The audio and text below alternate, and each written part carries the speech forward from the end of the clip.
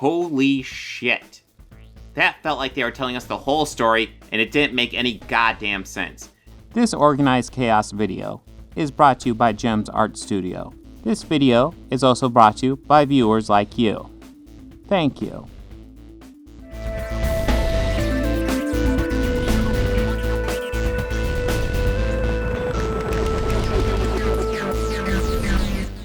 Hello again.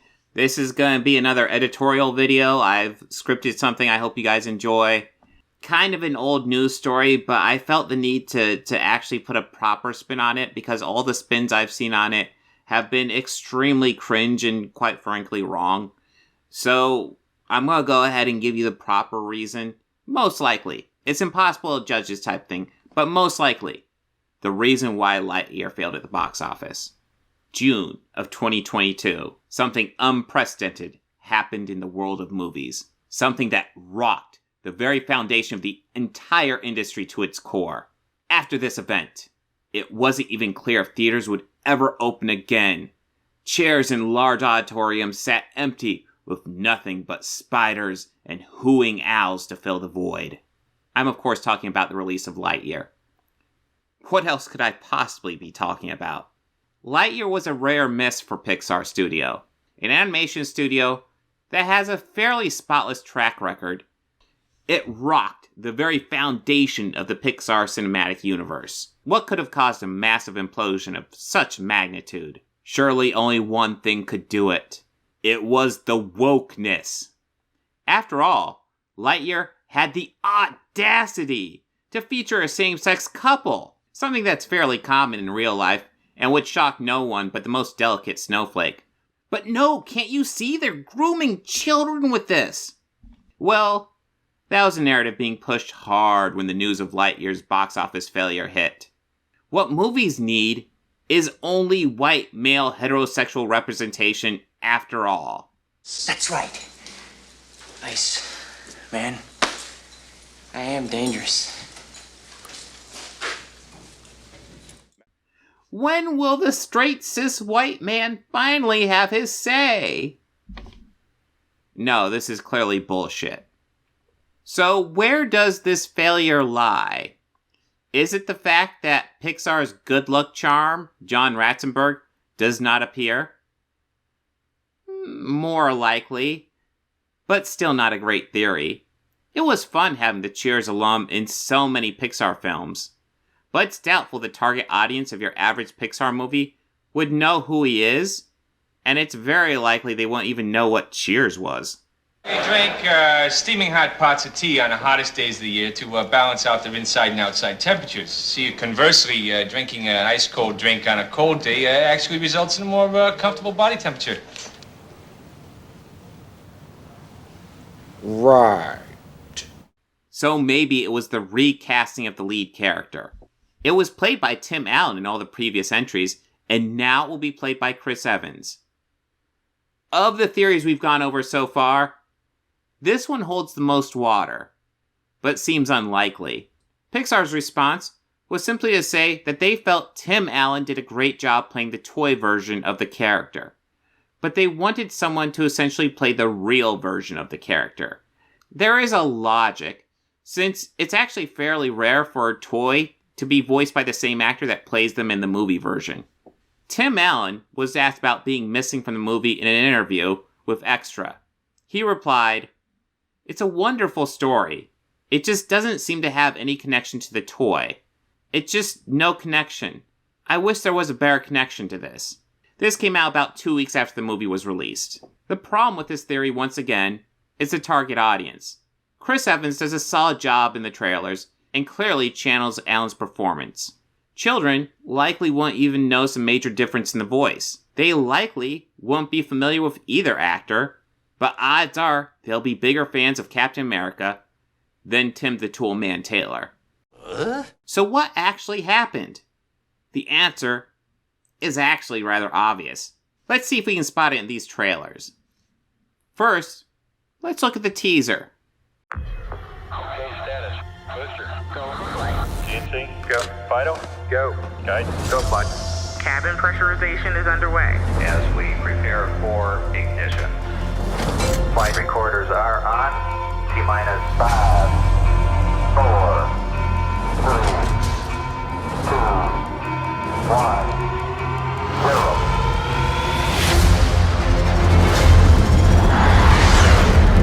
We have liftoff.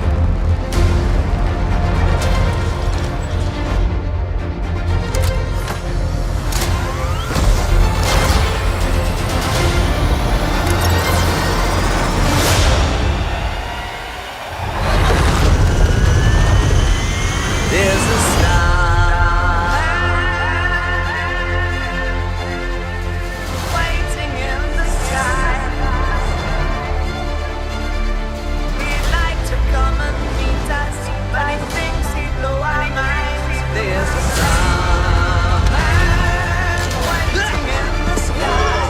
He's told us not to go. Now it's always people. Let the children use it. Let the children use it. Let all the children boogie. To infinity? And So what does the teaser tell us about the movie? Honestly, not much. All we know is that this is a movie about Buzz Lightyear. Except not the toy. This is a movie about Buzz Lightyear, the person. Likely a story that the toy would be based on. Perhaps the movie that Andy would watch in the Toy Story universe. A Pixar sci-fi movie with some David Bowie to boot. As far as teasers go, this isn't that bad. It just gives you hints of what's to come. We literally get one word from Lightyear himself. And he sounds good despite not being the original. So how does the second trailer play? a year of work for a 4-minute flight. Isn't that something? We're all ready if you are, sir. Well, let's go find out if this... We got a breach in the perimeter. Thank you. Buzz Lightyear mission log. After a full year of being marooned on this planet, our first test flight is a go. Let's get everyone home. Good luck, Captain. We're all counting on you! Roger that.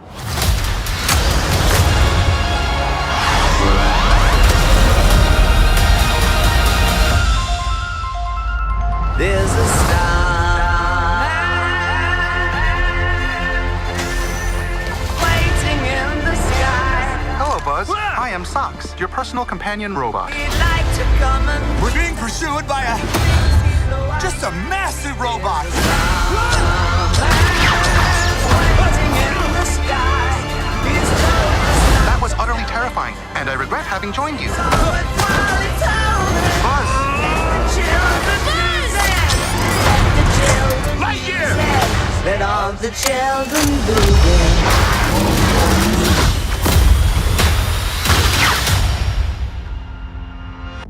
I can provide sleep sounds if you like. I have several options. Summer night, ocean paradise, whale calls. No. White noise is fine. Very well. Good night, Socks. Good night, Buzz.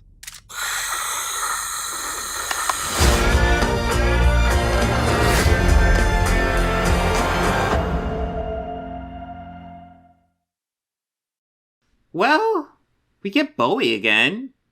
Bowie is cool. What else do we get? Honestly, not much.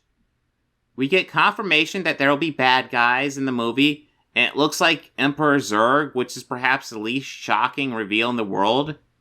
We get more of Evans, and he sounds fine. But now, we begin to see the problem. The trailer literally does the exact same thing as the previous teaser. Why even cut a new trailer with so little new reveals? I'm definitely not arguing that trailers need to spoil everything. They definitely should spoil as little as possible. But each trailer does need to give the audience new information, so it feels like we're building up to the actual release. This feels like a new version of the teaser. But maybe the final trailer will fix this.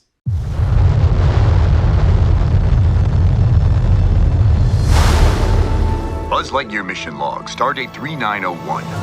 After a full year of being marooned, our first hyperspeed test flight is a go. Who are you talking to? No one.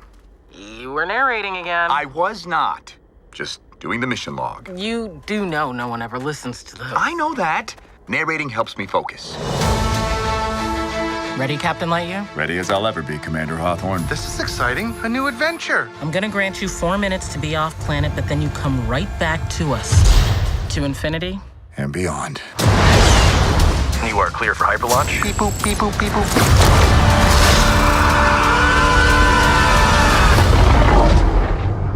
Buzz, that was utterly terrifying, and I regret having joined you. Buzz Lightyear to Star Command. Come in, Star Command. Why don't they answer? Hey! Shh! The robots. The what? What is happening right now? Alicia? Oh no, that's my grandmother. But, Socks, how long were we gone? Meow, meow, meow, meow, meow. 62 years, 7 months, and 5 days. What? I hope you're ready for action, because all we needed was a pilot For what? to destroy the alien ship. I have a plan and I have a team. Darby can take any 3 things and make them explode. I do this, and they shave a little time off my sentence. Okay. And what about you? Well, I thought this was going to be like a fun boot camp workout thing. But it is not. Did I get it? Pretty close! I need the... Anyone seen the harpoons? Buzz! Lightyear! The probability of survival with an inexperienced crew is 38.2%. Seems a bit low. Mission failure imminent. In 3. Grandma always said she believed in you. 2. 1. There was a big swirly do. Oh, I think I need a bag. No. Please record your last words. Do not vomit inside the vehicle. Do not vomit inside the vehicle. If you are satisfied with this recording, speak or select 1. To infinity. Are you trying to get me to pull your finger? Don't fall for it. No, not like that. Sorry, it's a thing your grandma and I used to do. Yeah.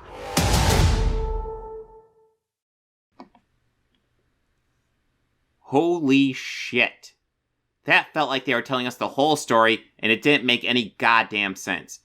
At first they say they're marooned, but then we see this very official-looking launch. Are we to assume that they were marooned for a long time and built up a colony, and this is a launch from that marooned planet? Or is this the launch that got them marooned? I have no idea. And there's a time jump, so does he get double marooned, triple marooned? Or was the time jump the original marooning that they were talking about? I literally don't know anything. Before, I had no idea what I was in for with this movie. Now, I still don't. It's starting to feel like they just threw a whole bunch of ideas against the wall and the producer said yes. Let's be honest. Why this movie failed is obvious. It's a failure of promotion. They have given us no stakes in this movie. We have no idea what obstacles Buzz might face. We have no idea if we should care about anything that happens in this movie. We are already dealing with a movie within a movie. They are going to have to make the audience get absorbed into this new world. Instead, they are clearly banking off selling off the name Lightyear. The way to save this movie was to rework the entire promotional campaign. Pixar need to pretend like this is an unknown brand. Sell the audience on a bold sci-fi adventure in a far-off world. Pixar is already known for their creative stories. Bank on that. Create a Pixar-made sci-fi world. Perhaps the beginning of a new franchise. Don't bank solely on the name alone. Instead, treat that like a bonus to people who recognize him, which would be likely everybody. They need to sell this like it's Pixar's answer to Star Wars. Instead, they banked on people being excited to see some sort of meta movie that would exist in the Toy Story universe. A movie within a movie. Now, there is no way to know if this is why the movie failed, or if a different promotional campaign would work at all. But based on the available evidence, this is the logical reason why Lightyear failed. A failure of promotion. An overconfidence in the name Lightyear being a selling point when it is clearly a different Lightyear than we've seen before. They had a hit with a then unknown sci-fi called WALL-E years ago. They need to treat Lightyear less like a Toy Story spinoff and more like WALL-E. Make the name the icing on the cake instead of the whole cake. That's how you sell this. Honestly, Pixar decided to be lazy with how they promoted the movie. And that laziness cost them at the box office. That's almost certainly why Lightyear failed.